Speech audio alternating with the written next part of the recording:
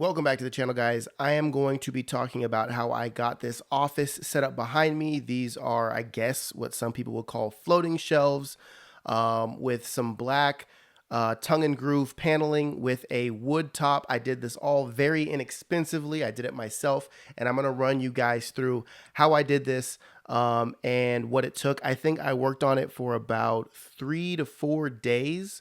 And it's really simple. What took the longest was actually I had to take all the paneling off my walls, and I put some sound barrier behind it because this was a guest bedroom that is now my office, and behind me is actually the kitchen. So if you were to just break through this wall, you'd be standing on top of the stove.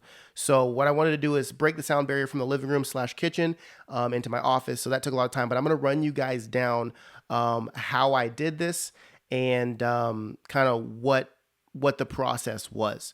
So the first step was basically ripping off all the paneling. Now this was because I needed to do the sound barrier. So if you don't need to rip anything down, then you can actually skip forward a little bit and get back into the basically building of this. But first I ripped it down. I got some, I think it's about 1/2 inch to 3/4 inch insulation board, which is like something you can get from Lowe's.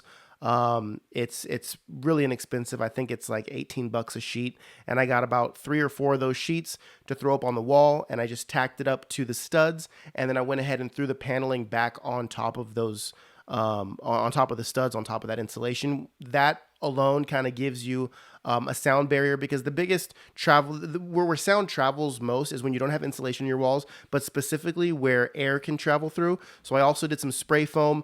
It doesn't have to look pretty. Again, it's just something to kind of close off the air from one room to another, because that's kind of where a lot of the sound comes through. It also removed my panels, my wood panels, from touching the studs, which also transfers a lot of vibrations and noise. Now everything in my office behind me is actually 100% wood. None of this is a veneer, faux, anything. It is 100% wood. And it's really important to make it look real, but also have it cost effective. So this is paint grade tongue and groove paneling.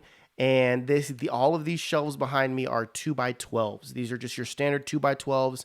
I got, I think, some 2x12 by 12 foot. And that's pretty much what I put together. So after I got all those materials, the next step was measuring things out and seeing what I wanted to do. Now, I knew my camera would be placed kind of where you guys are sitting watching me right now. So I wanted to make sure that I had enough space to where you could see the shelves, but also behind me here, I wanted to have a place where I could have an extra desk. So if I wanted to put my laptop here, or if my wife wanted to do some work in my office, I wanted to be able to swivel this around and sit at this desk here. There's a little bench. You can't really see it. There's a bench under here if you wanted to pull the bench out and sit there and do some work. So it's multi-purposed, but it's also a great space to where if I want to set stuff over here, or if I want to do some type of display, I can do that. It gives me a lot of workspace. It also gives me room to place art behind me to kind of switch up the backdrop so it doesn't get too stale. All of my shelves from the top, so I have basically 3 shelves. You can't see the last one. Those are spaced at around 12 inches, just because that's about your standard shelf for most books, most awards, whatever you want to put on your shelves. You usually can fit that within 12. And then on this bottom section here, I made this about, I think it was about 2 feet. And that's for anything taller. Like we got the bottle of Dom Perignon. We got my signing contract from football. We have my gimbal. That's all that's there right now. This is just, the setup, because I just finished this setup yesterday, kind of. No, the day before yesterday, I think. So again, it gives you a backdrop that's really easy to change, maneuver, swap around, do whatever you want to do, which is really nice. So once I figured that out, I measured out what my height was. So the bottom of my wall over here is 8 foot. I do have vaulted ceilings that go up to 16 feet over here, because the roof angle kind of goes up like this. So I just wanted to make it a flat 8 foot across where my shelves are. And so I measured these 4 pieces at 8 foot, and then I wanted to figure out where the center of my wall was. So I measured from one side of my wall to the other side, and I got my measurement. I can't remember exactly what the measurement is, but I basically divided that measurement in half, and I marked the center of my wall. Now I knew that I wanted this opening to be around 46 to 48 inches. So I figured out what would be best, and that actually, because this room is about 10 foot, that gave me about 3 foot shelves here, so 3 foot wide here, 3 foot wide here, and then it gave me my 48 inches, or I think I ended up with 47 inches in the middle here. So whatever your dimensions are, you don't have to do the same. You could do all bookshelves behind you. You could do whatever you want. This is just kind of how I set it up to where I have, the direction that I have it in. It's very simple. Now, the next step was just cutting those to 8 foot long, and then I cut my top beam across the top at, I think it was around 10 feet, 116 inches or so, because I do have a little post that goes up here in the middle. So I'm going to do something special with that, but I'm not going to tell you about that because that's private. But anyway, cut that top part and basically connected the top one on there. And then I went ahead and screwed these boards behind me, the actual vertical boards, into the wall. And then I cut my shelves and I set my shelves. I want to say more. I want to explain this to you more, but it's that simple. I'm basically building boxes, like open-ended boxes. And I decided the distance between my shelves was about 12 inches. I attached those on there. I just used some deck screws that I had left over. Again, this is not structural. This isn't anything that's going to be holding a significant amount of weight. The screws that I used are deck screws. They're going to be strong. I mean, you could climb up this thing if you want to. In some of these videos, you'll see me standing on them. Super strong, but overall, like, you don't have to get your specific wood screws. If you're going to be staining the whole thing, then I would use probably finish head screws so that you can putty those and stain those with minimal, discrepancies or blemishes. But anyway, that's pretty much what I did. I got all that installed, and then I did this desk. Now, this desk is just two 2x12s cut and spliced together, pocket screwed, glued, and then sanded. So this is this desk here that looks like, nice, high quality finished wood is just 2x6s. Again, this is how to have a nice backdrop on a really tight budget. So all I really purchased for this build here is black paint, 2x12s, and is that it? Well, and obviously the insulation, because I wanted to soundproof that back wall. That's it. So I basically bought insulation, 2x6s, and black paint. 3 things. And then everything else was just basically spliced together in a way that it looks expensive, but really isn't. Now, with the price of lumber, I'm not saying it's cheap. I think each 2x6x12 was about, I'm not sure. I think I have a video of the price, so I'll put it up here. But you could get 2x12x8s. The store that I went to had 8 foots, but I needed 12 foot to span, or at least 10 foot to span, and they went from 8 to 12 foot. So I had to get the 12 foot. But the cool part about that is the cutoffs from my 12 foot actually went directly into my shelves. So technically, I only had about 1.5 inches of waste off of each board. So that was kind of a cool deal, the way that worked out. With that, I went back and I caulked all of the seams. So when you do a shelf, you don't want there to be gaps, because gaps are just going to make it look pieced together. You're going to be able to tell it's dimensional lumber. You're going to see that it doesn't look as clean as it should. So what I went through with the caulking all the way through all of my shelves. So all of the seams, all the connections, even the back portion here where it meets the wall, I caulked all of that because I wanted it to be seamless. I wanted it to look like this was actually being built off of the wall, not built in front of the wall, if that makes sense. The caulking that I used for all of this is Quad Max. Now, I recommend Quad Max for almost any project, interior or exterior, because this stuff does not crack, it does not split, it does not pull apart. I've used it on my James Hardy siding on the exterior of my home. I've used it on fences. I've used it on really anything and everything, because 1, it's paintable. 2, it does not crack in the sun. Inside with heat and cool and fluctuating temperatures, it does not crack. So it's really high quality, and it's easy to work. I'm not going to say it's easy to work with. Once you get the hang of it, you can get a really nice product with it. Now, I would recommend, if you are going to be using the Quad Max, do not use water. Some people put water on their finger before they tool caulking. I would not recommend that with Quad Max. Keep your hands dry. Wipe your hands off with dry rags or dry paper towels.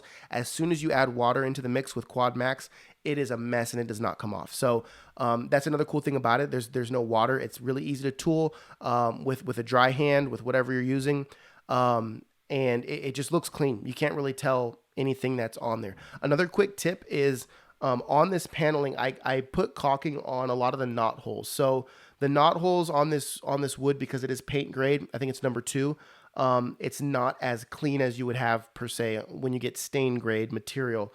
So a lot of these knots are pretty rugged. So I went ahead and just caulked some of these knots just to make the depth of these knots not so bad. And to kind of smooth everything out, just to get a little more smooth finish. You can do that if you want to. If you like the knots, then just leave them. If you're gonna spray paint, that's a lot easier. I hand painted this because it's just one wall. So spraying this paneling is a lot easier than painting it by hand, because getting into these grooves was very difficult. Now, I might as well jump into the painting of this. So after I caulked everything and everything was looking good, the way I painted it was a foam roller. I think it was a 4-inch foam roller, a paintbrush, and then a smaller paintbrush and a paint can. So I went ahead and got regular black spray paint. Now, the reason I can do this is because I wasn't painting. I didn't need the black for the color, or for the color match. I needed black to get rid of the white inside of these grooves, right? So inside those grooves, you're not able to see inside the groove, right? Me sitting here looking at it, I can't see inside the groove because I spray painted it black. But if I were to leave it, or I were to try to get it with a paintbrush, there'd be spots that you left, and the color of the wood or the color of the white paint that it was before would really pop. So all I needed to do was make sure that I masked all of that interior groove with black paint so that the shadows that are cast on there won't illuminate a white or brown, blemish. It'll all be black. So it's all shadows in there. So just going through your lines with a spray can, it really gets it in there, and then kind of running your brush through there. And then you're just going to paint over all of that spray paint that you put on there. So you're not actually going to see the color of the spray paint. It's just going to remove the groove brightness, if you will, from your backdrop. So that was a little bit of a pain painting it, but overall, I didn't want to get a sprayer out. I didn't want to tape off the rest of my office just to spray paint this. It was a lot easier just to get a can of paint, a roller, a paintbrush, and just leave everything open. And I just painted it. It was super simple. But overall, I mean, that's really all it took. It took about 3 days to get this to fit in. You could, I did it one way just because I did. I wouldn't say it's the better way. You could cut these downward portions and slide a full slab of wood through the cut, if that makes sense. So if I were to cut here and I were to cut under here, there'd be an 1.5 inch gap, and I could just slide this in between it, keeping this solid. Instead, I went ahead and measured where each one of my I don't even know what I should call these, my posts, I guess, my columns were, and I just cut that 1.5 inch out of my slab here, and then I slid my slab onto these boards, and then I pocket screwed them from the bottom side. Now, that might be a little more difficult. I wanted this whole shelf to carry to the bottom without any discrepancies. I didn't want to have to figure out a way to secure this to this. I would rather it slide around it so that everything was basically cohesive. And that eliminated me having to do any type of screwing or gluing or anything on that top portion. You could do like a quarter round if you were to have to screw this into your slab. You could do like a quarter round around the base of everything just to make sure that you can't see your screw holes. But the way that I did it made it to where I don't have any screw holes. Everything's fairly seamless. Again, it is a backdrop for my office. I wasn't trying to make this, a $1 million library. I just wanted something nice for my backdrop, so it wasn't just, a neon light behind me in a white room. So that is pretty much it, guys. That's what I did here for my office. I'm still working on the lighting. We just have my regular lighting in here right now, so I'm still working on lighting. I'm gonna do some uplighting behind me, some other things. But overall, guys, if you guys like these things, giving you guys some information on how to kind of pimp out your office. I know a lot of people are working from home. Make sure to subscribe to this channel. Share this video to someone who needs some inspiration. It's a really, really easy DIY. I mean, I used a circular saw. I used a table saw. And I used a sander, a paintbrush, a roller, a drill. That's pretty much it, guys. That's pretty much all I used for this. And yeah, guys, that's pretty much it. So let me know if you like it. Let me know if you change something. Let me know what you think I should do. And I appreciate you guys watching the video. Much love, y'all.